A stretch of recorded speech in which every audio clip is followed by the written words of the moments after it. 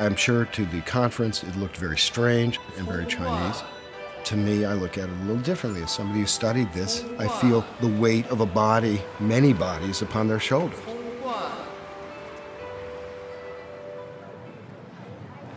Okay, well, thank you very much for coming to report on this event. The reason we are here today because the World Transplant Conference is taking place in San Francisco. China has a huge number of transplants, largest in the world after the U.S., but no explanation of the sourcing. They have said prisoners sentenced to death and then executed, but they don't give numbers. I was a skeptic of the idea of forced live organ harvesting of prisoners of conscience. I did not believe it when I first heard the story, but the evidence is unmistakable. And here we have a lot of Falun Gong practitioner survivors from the torture and persecution. I was in the labor camp, at Tanghe labor camp in Beijing for 3 years. Every 3 months we got a blood test, and only Falun Gong practitioners got blood test. So they sent me to a military hospital and they do all the physical exam for me. The police told me that I need to do the physical exam for you, and I said I'm quite healthy, I don't need a physical exam. But then they took the blood test. The police said, well, every Falun Gong practitioner has to take this blood test. I think it's a matter of education. People are very busy, but once people find out the magnitude of this crime, a lot of these people are operated without, it's not voluntary, and sometimes not even anesthesia medication, and just wipe out, take all the organs out and then burn the body. We know that the majority of these organs are coming from prisoners of conscience, not just Falun Gong, Uyghurs, Tibetans, House Christians.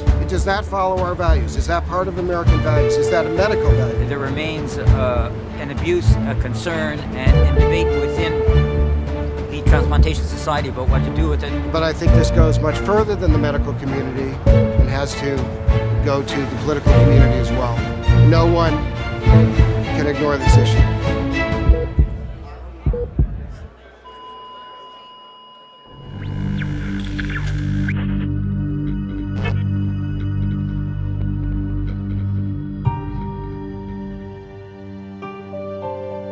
Think of this story as a murder mystery. Murder seems to have been committed, perhaps tens of thousands of murders. The mystery is why so few people seem to be paying attention. I'm Ethan Gutman. I'm an American born in Chicago. I'm half Jewish. I was at Brookings for a while. I was at Free Congress Foundation for a while, all the Washington gigs. I live in London now. Over time, I became very interested in China. Worked as a journalist, and I'm very good at one thing, which is infiltration. So I'm very good at infiltrating groups. I think that's because people believe that I'm basically honest and fair. I was in Beijing when the Falun Gong crackdown occurred in 1999. Watched it happen. I didn't know what I was seeing, and I found it very disturbing. I pretended to be a tourist, a lost tourist, and watched old ladies get thrown into buses. And I suppose this was sort of the sleeping Jewish genetic code or something, which I found, I felt this was sort of a horrible thing, and nobody really wanted to look at it, and nobody wanted to talk about it. Even the journalists didn't really want to talk about it very much. I found that very disturbing. Falun Gong, or Falun Dafa, was a relatively new spiritual practice that taught truthfulness, compassion, and forbearance. Its roots are in Buddhist philosophy. Started by one man in 1992, there was no formal organization or leadership, but Falun Gong captured the public imagination. The best estimates are that in just 7 years, it had grown to 100 million practitioners. China's leader saw that as a threat. Outlawed by the Chinese government.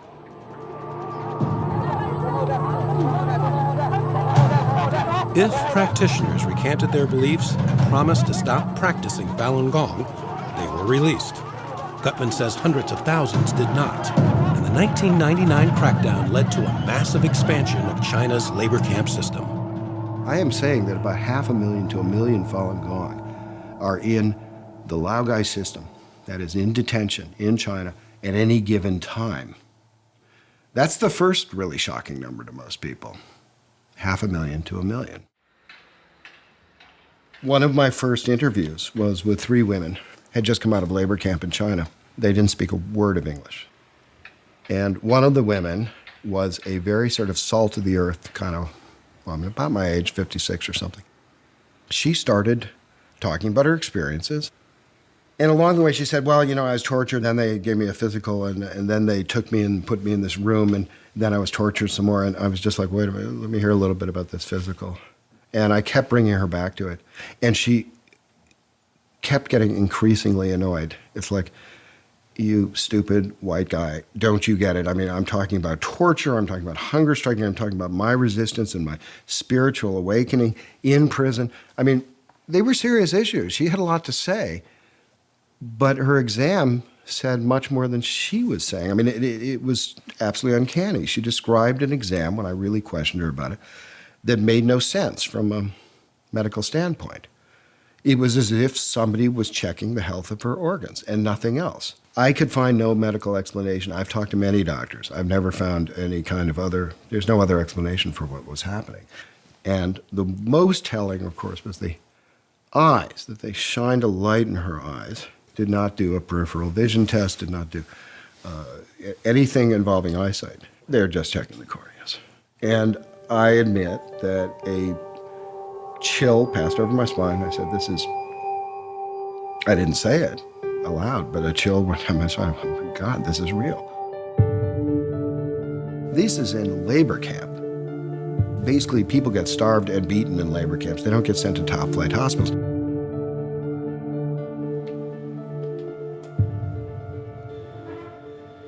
Gutman started to write articles on allegations that Falun Gong practitioners in labor camps were being killed for their organs. The money's quite extraordinary. And so when you start moving to political prisoners, you're talking about something that's kind of pure profit. So you are talking about, up to 200,000, say, per person. China's government has always denied it. Gutman kept plugging away on the story. I was giving a talk at Westminster. It was sort of an informational talk, and it was open to the public.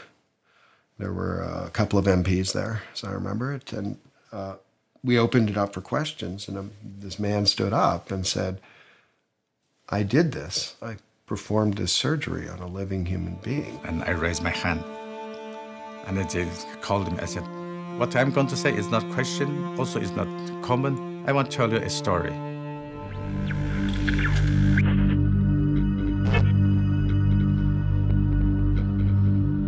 This is some sand from the desert near my hometown. And sometimes I open it and smell it and say, oh, this is my homeland. Yeah.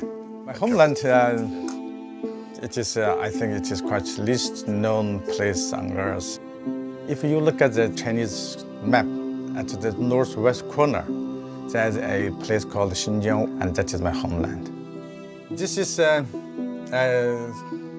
the oldest mosque probably in Central Asia. The Uyghurs are a Turkic people in what the Chinese call Xinjiang, what they call East Turkestan. The complication for the Uyghurs, they are in a very complex position. They are they're almost like the Ukraine was in European history. They're right between great empires. They're between China, they're between Russia. The Chinese came in under Mao and basically took over the country. The hospital I worked is called the Central Railway Hospital of Urumqi. And I started working as a doctor since 1986.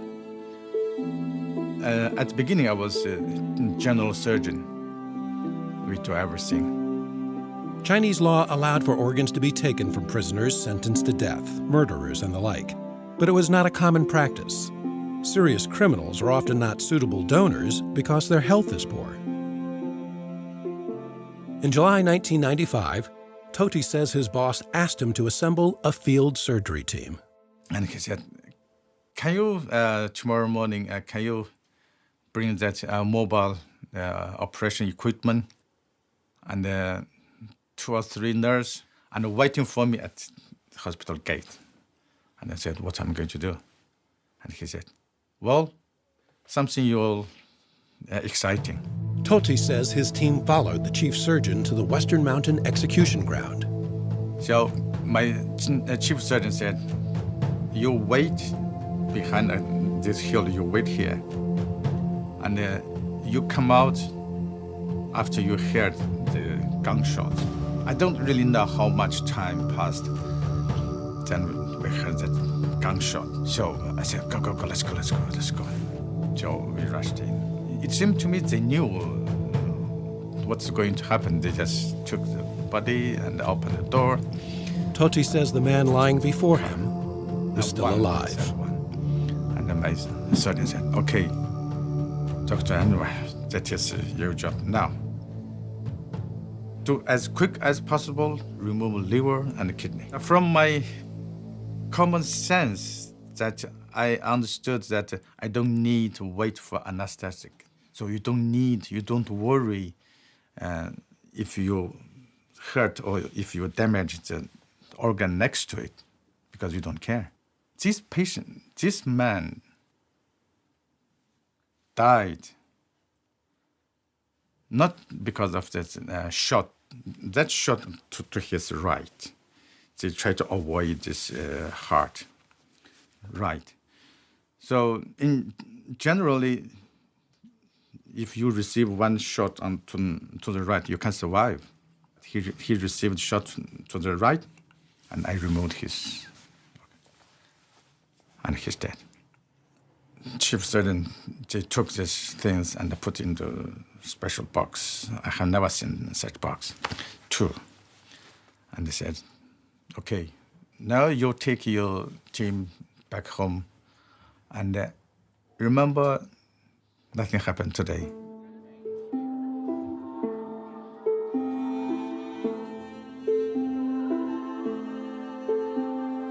I didn't feel guilty. This is a bad guy. He was condemned to death.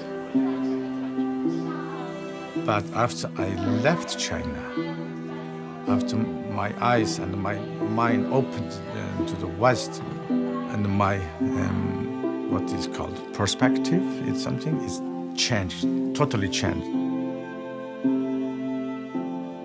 Then I thought, oh my God, that is since I committed a crime. For many years, I feel guilty.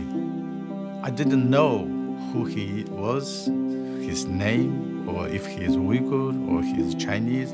If he is Uyghur, then I might guess he is Muslim, so I might pray for him in the mosque. And I said, what if he's Buddhist? So now, when I see a temple, I go in and light a candle and pray. If I see a church, I also go in to pray.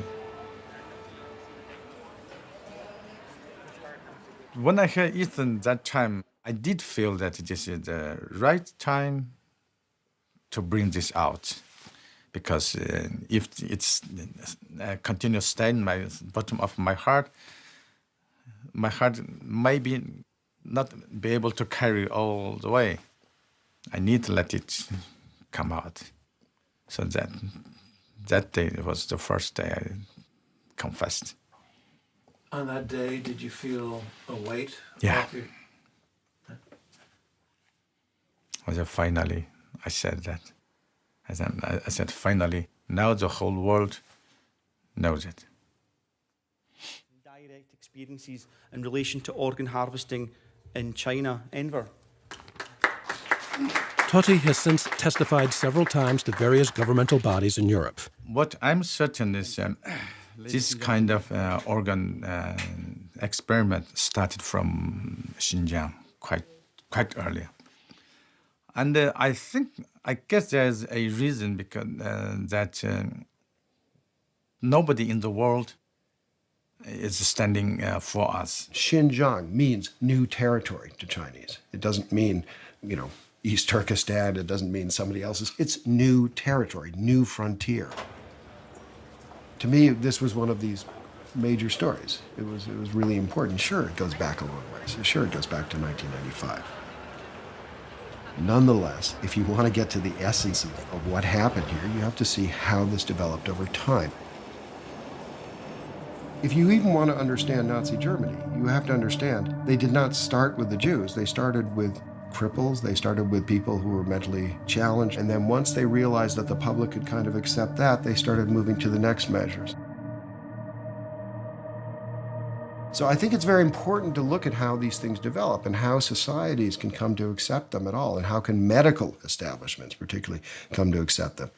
And Enver Tohti is the missing link on that, because he shows you that anything is possible. For Tohti, life in England has not been easy. Because his English is limited, he was never able to obtain a medical license. He is currently a bus driver.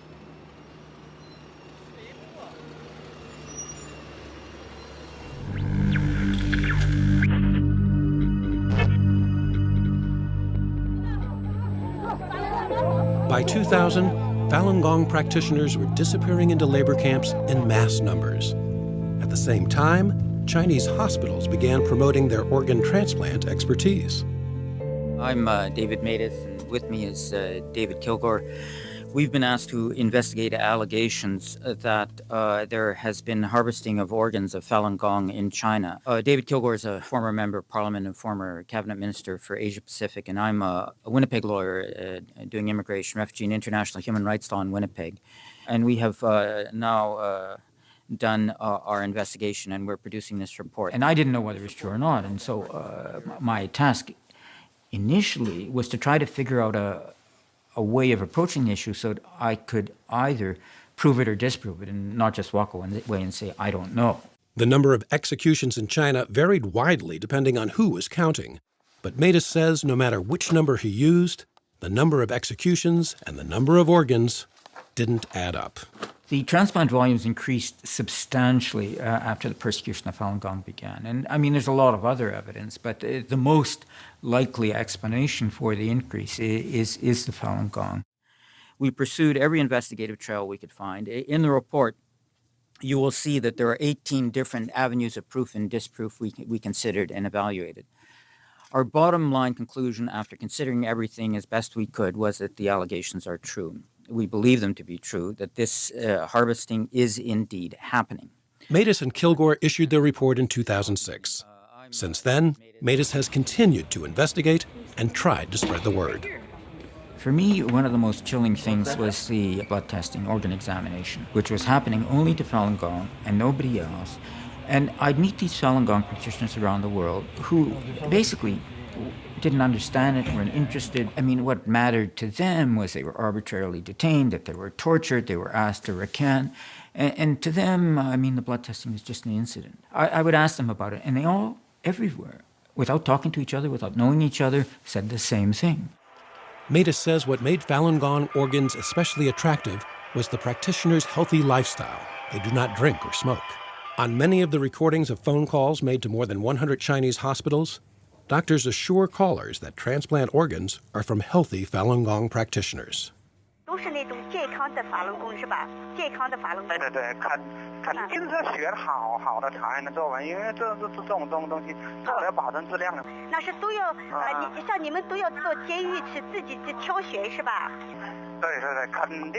Chinese officials say the recorded phone calls are a hoax.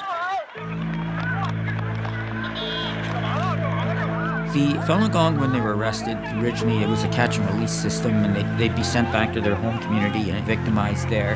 What had happened is then they'd go back and protest again, and the second time they wouldn't say who they were or where they were from in order to protect their home environment. Matus says the effort to protect family members and friends from harassment resulted in hundreds of thousands of unidentified people in prison. This huge population, extremely vulnerable. Family didn't know where they were. Jailers didn't know who they were. They weren't going to release them without recanting. And they became this just vast sea of expendable humanity. Matus says that vast sea brought in vast sums of money. His report laid out what Chinese hospitals were charging Westerners for each organ. $30,000 for corneas, $62,000 for kidneys, and more than $100,000 for livers or hearts.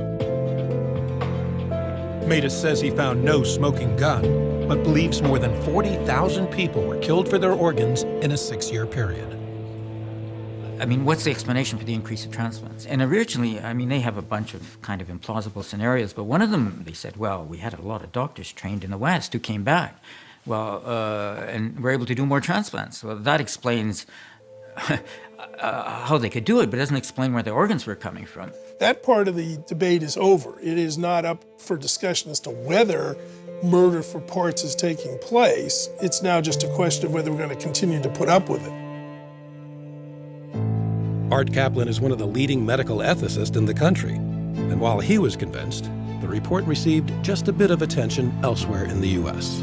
People are mostly concerned about what happens in their own backyard or their neighborhood, and to get people concerned, I mean, they never heard of Falun Gong before, they don't know what it is. There's a tendency not to get involved. As an international human rights lawyer, I think it's important for people to reach across linguistic, cultural, geographic divide to express a common humanity and solidarity. I mean, that's what human rights is all about.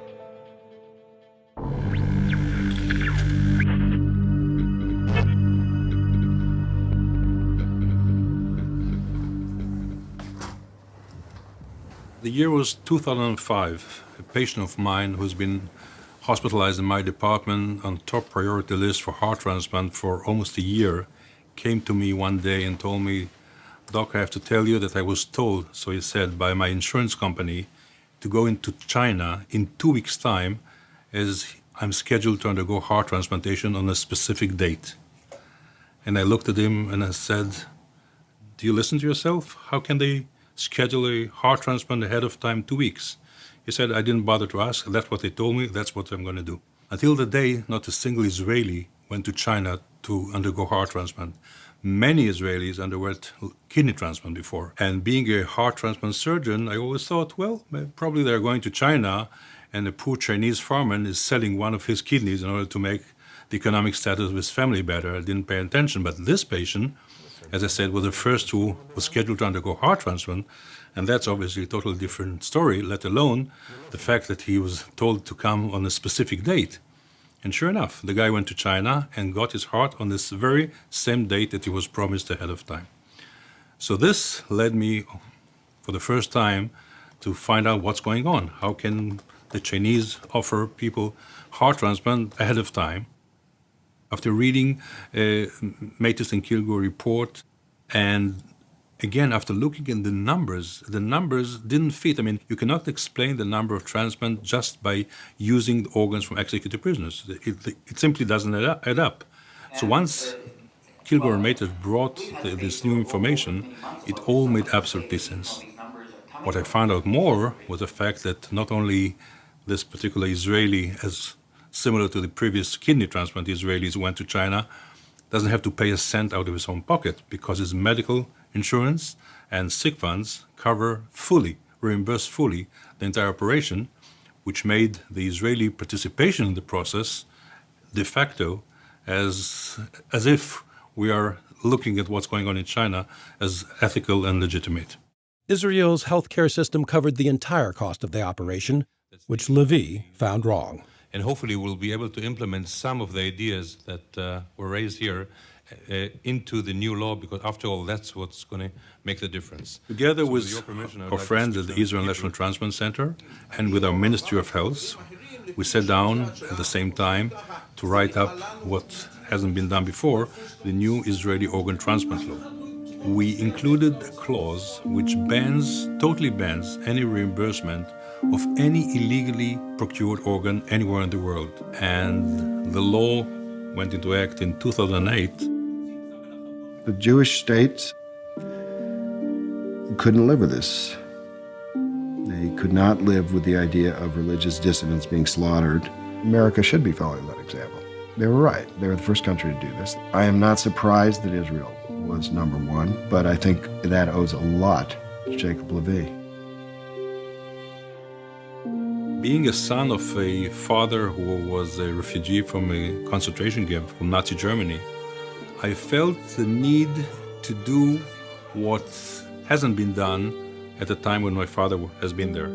Because if the world would have known about what's going on there, and if there would have been good people elsewhere in the world, history could have been changed. And this was what motivated me into doing all this. And I'm sure that part of the answer to why did the Israeli people stop going to China after the law, in spite of the fact that they can still do it out of their own pocket, has to do somehow with the history of our people. Israel's law passed even though the Chinese government denied allegations of organ harvesting, and even though the Metis-Kilgore report could only estimate the number of those killed. I don't think the numbers, the millions there or the tens of or hundred thousands here makes a difference. It's a principle of taking the life of innocent human being and just killing them for their conviction, for their belief. It's as simple as that.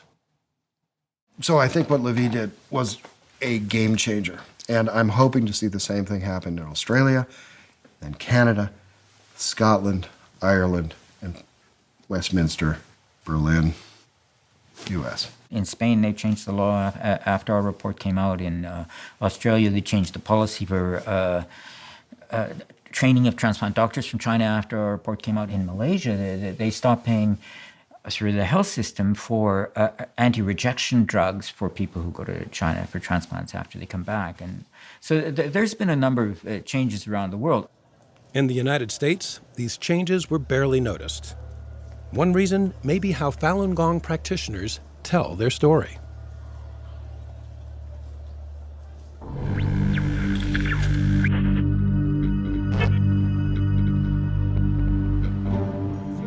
On many city streets around the world, you'll see them. They often wear yellow shirts. They push literature at passers-by, demonstrate at public events, and tell stories of torture. 2 male policemen, they were put me taped, handcuffed me to that position. That 2个手卡在紧紧的，完再用这么宽的布带子把双手缠上。 Both of my hand was handcuffed to the top upper back. I went through all kind of torture. Yeah, 被吊起来打，昏过去，醒来后又死人床上抻下来，跟死人一样。I was handcuffed and then tortured, basically, almost died. At that night, I was tortured and interrogated, and they just tried to force me to tell my name. And then I resisted to tell them my name, and then they just put a number on my left arm. For many Westerners, Falun Gong does look foreign and sometimes disconcerting. This attempt to characterize practitioners of Falun Gong in any way whatsoever is just kind of a stereotype. What you're dealing with is a victim community. I mean, you don't expect the victims to be journalists, researchers, human rights defenders. I mean, all they can tell you about is their own personal experience. It's like faulting the Somalis for not talking convincingly enough about clan warfare, or the Syrians about not talking authoritatively enough about Assad. I mean, it's unrealistic to expect the victims to shoulder the burden of presenting their case.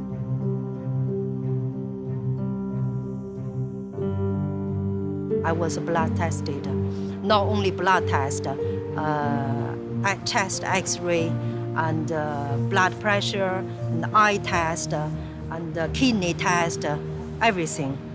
We are just outside the Chinese embassy, and this is our vigil to raise the awareness about the persecution of Falun Gong in China. And this persecution lasts for over 14 years, and it's still going on. It's not only the persecution. Now the worst thing is the organ harvesting. The Chinese embassy vigil in London has been going on 7 days a week, 24 hours a day, since 2002.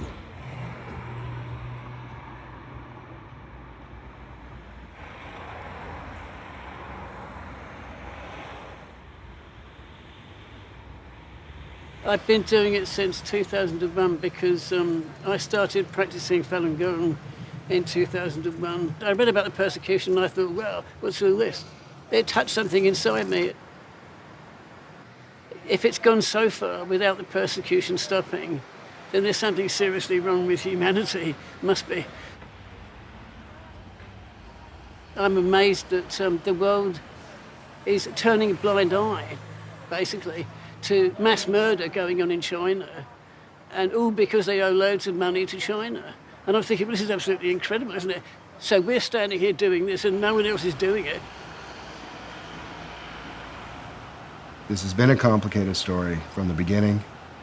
Make no mistake about that. There are language difficulties, there are cultural difficulties.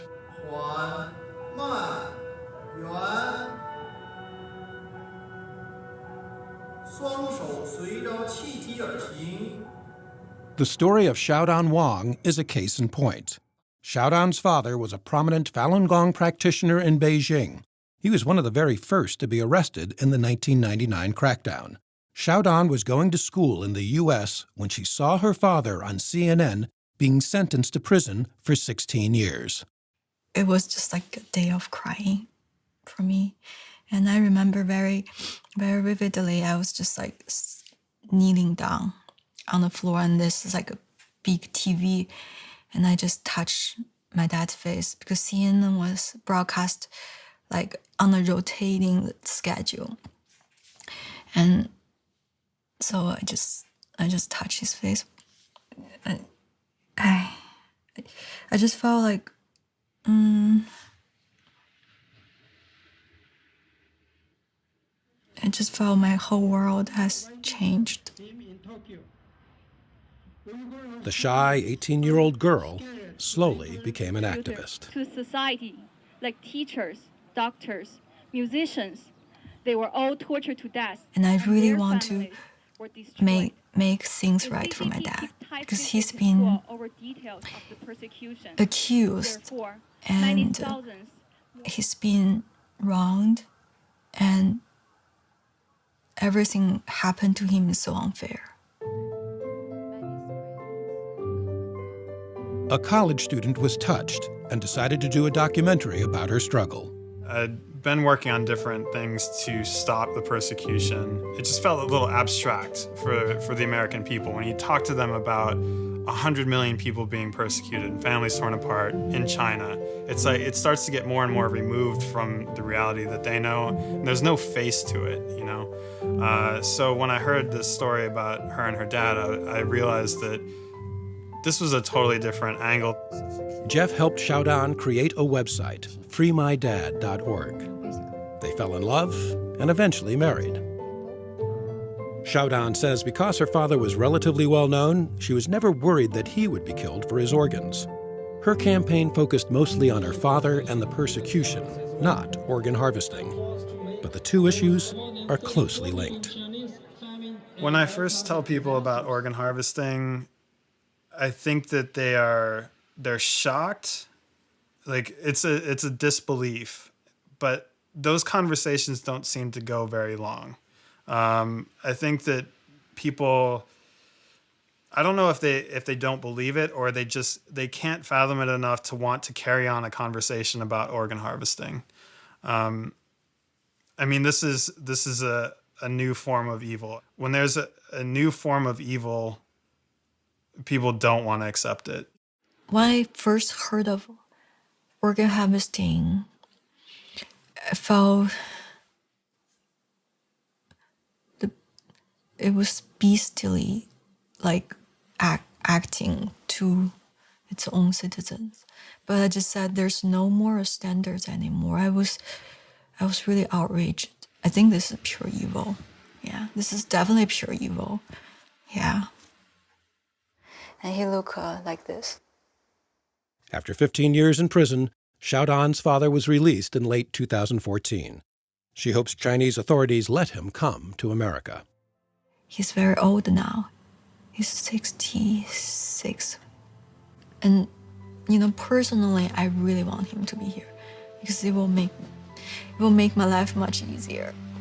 And all I remember was he spoils me when I was young, and that feel of being protected by a dad and always have somebody to rely on. I want to have that again, but I think this time, I have to take care of him.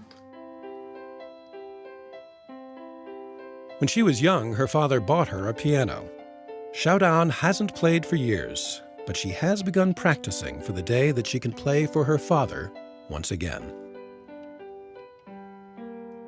I hope people who really watch this documentary, they could act up and stop this organ harvesting in China.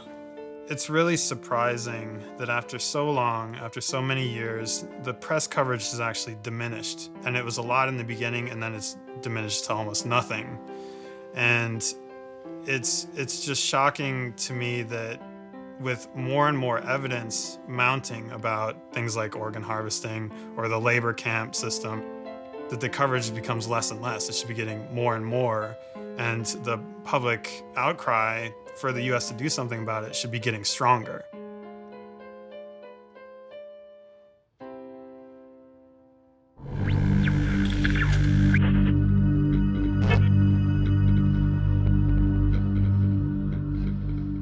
I was giving a congressional testimony along with a couple of other people on this. I gave my testimony, and all of a sudden, Rohrabacher started pounding the table and saying they're cutting people up while they're still alive and ripping apart their bodies. And then he started pointing at the press and saying, "Where is the press?" I am Congressman Dana Rohrabacher. I represent the 48th Congressional District in California, which is right along the coast here in Huntington Beach. Not only right along the beach, but Rohrabacher is to the right of most of his fellow Republicans, at least when it comes to China.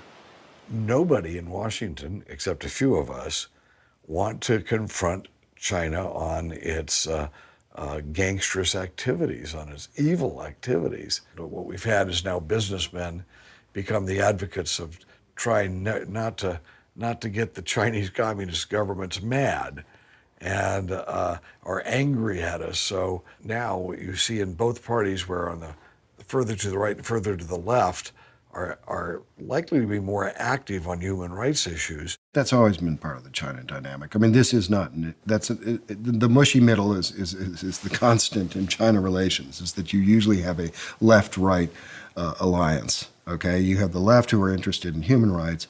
You have the hard right who cares about religious freedom. And the mushy middle usually cares about the money.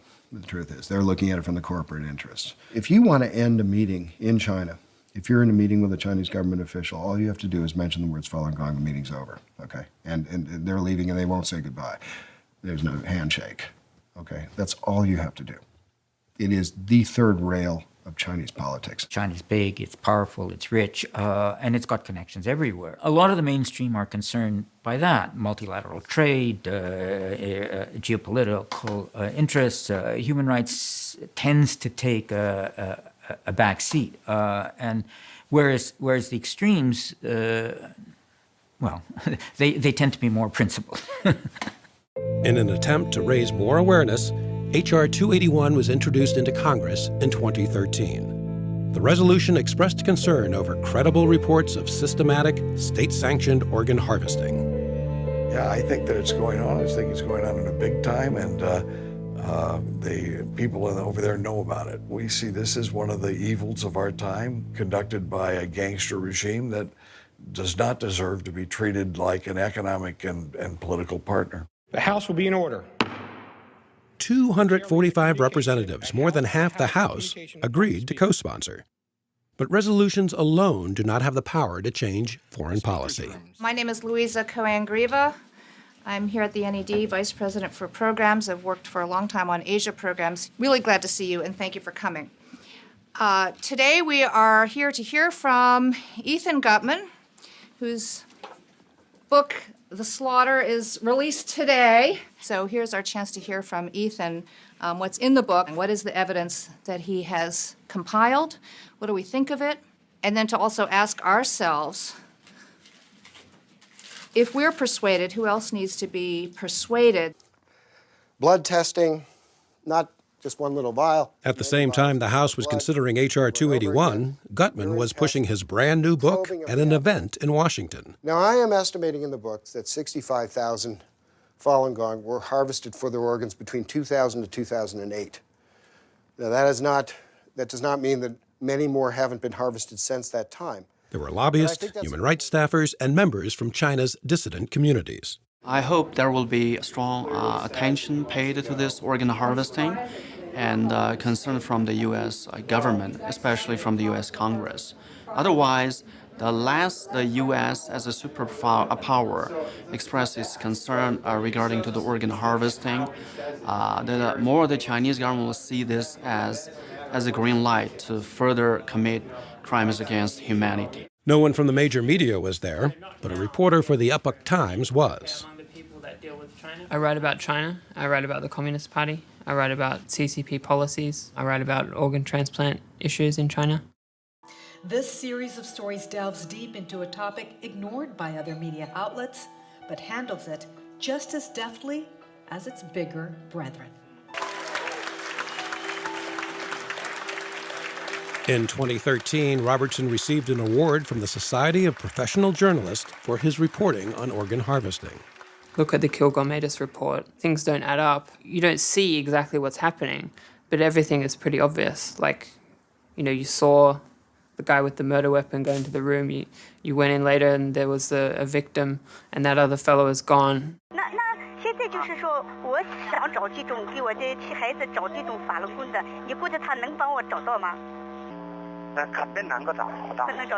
I found the phone calls simply irresistible because you can hear the people talking.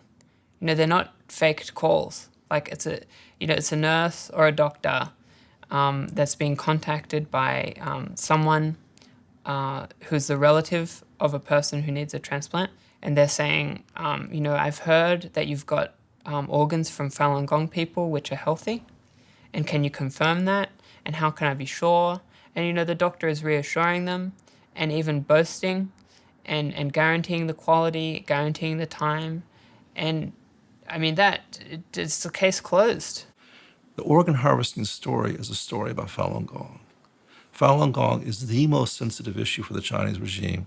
No one in the mainstream press that have offices inside China are covering it inside China. Reporters in Beijing can't do the story they can do little bits of the story, but they can't really do this story without losing their job. And because of that, they're missing what is driving events in China, and they're missing the story of what is one of the most catastrophic human rights violations in our time. And the assumption is, this is old news. China human rights is always stale news. The assumption is there's compassion fatigue among the readers. There's assumption is that Falun Gong is not of interest in some way. It's very Chinese. They're not wrong about some of this. David Matus said, this is a form of evil never seen on this planet before. But they've been killed in a way that violates everything that we think sacred. The dignity of their body, the role of the doctor, the role of what the state should be. It's not just mass murder, it's this particular kind of mass murder. Pursuant to Clause 4 of Rule 1, the following enrolled bills were signed by Speaker Pro Tempore Harris on Wednesday, December 17th, 2014. Despite having 245 co-sponsors, H.R. 281 never came up for a vote. It died when the 113th Congress adjourned. The chair declares the second session of the 113th Congress adjourned sine die. This is a crime against humanity.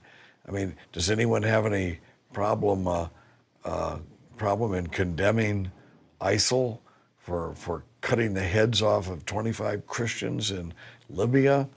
It was a brutal act. Well, that was awful, but there are hundreds of people, if not thousands of prisoners. They're being put in jail by the thousands, and the brutality and murder of these people, and then letting the government, the gangsters who are doing this, make a profit at it. I mean, how obscene is that? The environment would be completely different if the media were covering this story. Imagine that resolution not coming to a vote if the New York Times, the Washington Post, Bloomberg, PBS, CNN were regularly covering organ harvesting. It wouldn't be possible. you know. Somebody would ask the majority leader, how come H.R. 281 is not up on the docket? Somebody would ask, and they would be embarrassed. But now there's no price to pay because that discussion isn't taking place. This is what a press is supposed to do. Who owns the media in our country? If you're trying to figure out why something is covered or not covered, figure out who owns the media. How many films have you seen that portray China as the bad guys? And this is an evil, evil regime. It's the world's worst human rights abuser, but I haven't seen many movies about it. It has been, to date, difficult to get attention paid, and I think there are two reasons. It's a little bit hard to believe that it could be so, that the doctors are complicit with the kind of atrocities that we know are happening in prisons. And yeah, it's difficult. So if that's your question, it is difficult to get attention paid, but also what do you do about it?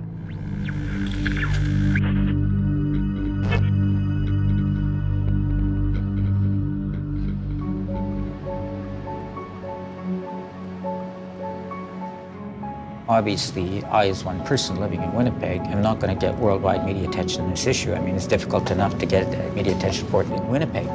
But if you get more people involved, then it helps because, well, after our report came out, Torsten Trey founded this NGO called Doctors Against Forced Organ Harvesting.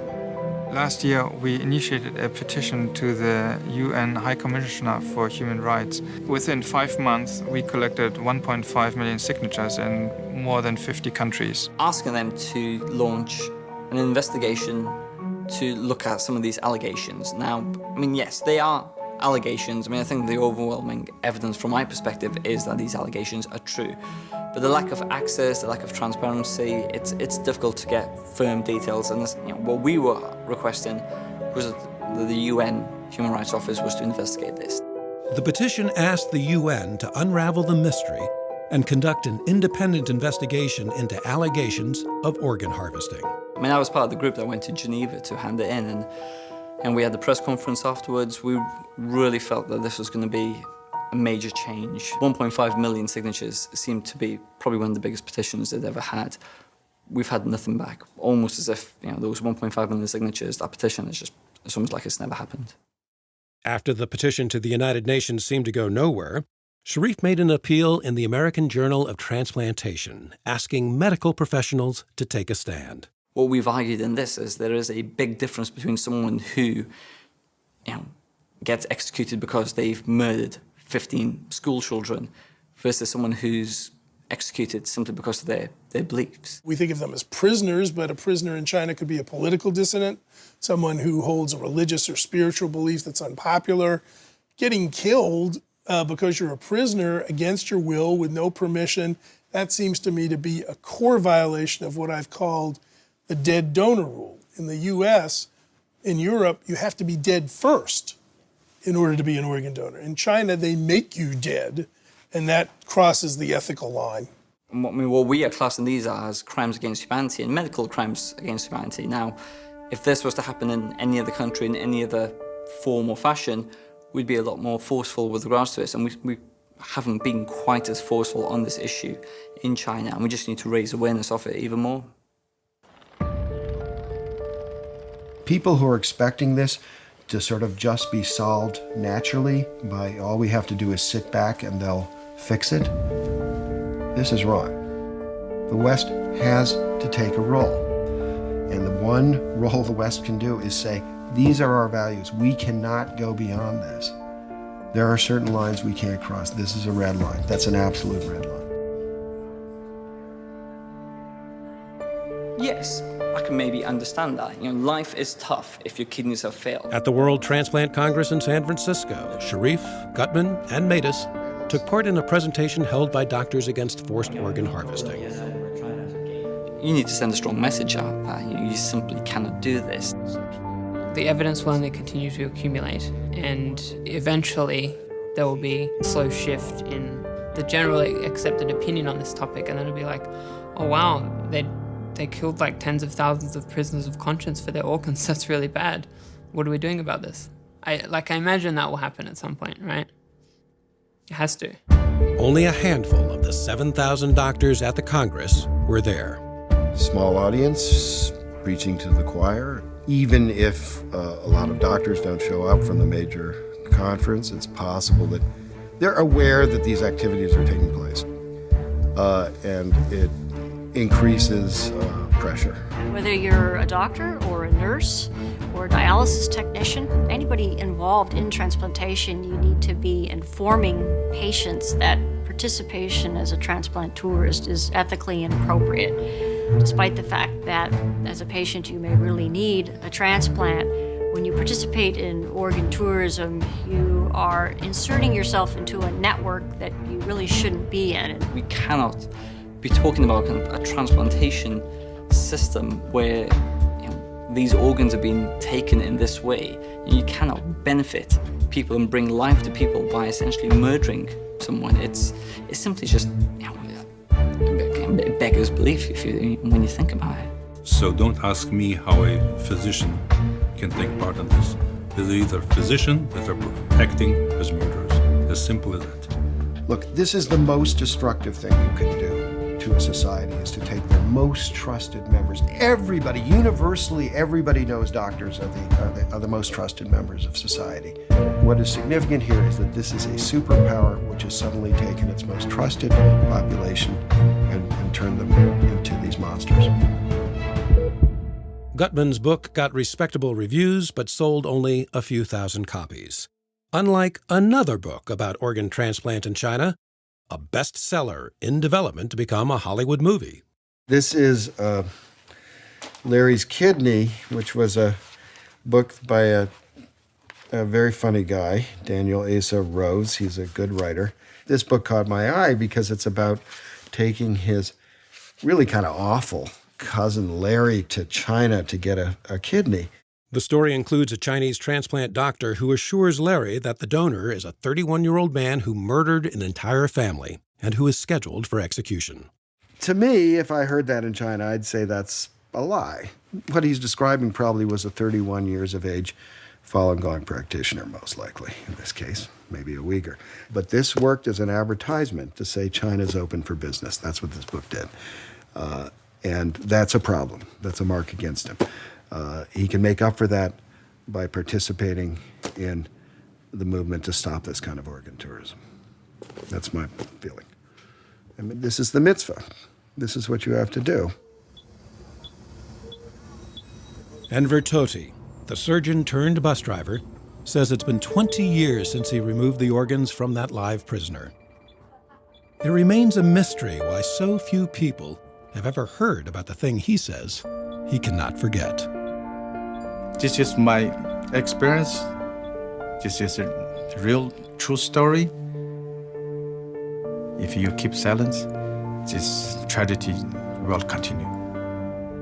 And people, they just don't want to touch this evil. Because if you touch this evil, maybe at the end of the day, you may not be able to tackle this the consequences. That is my guess.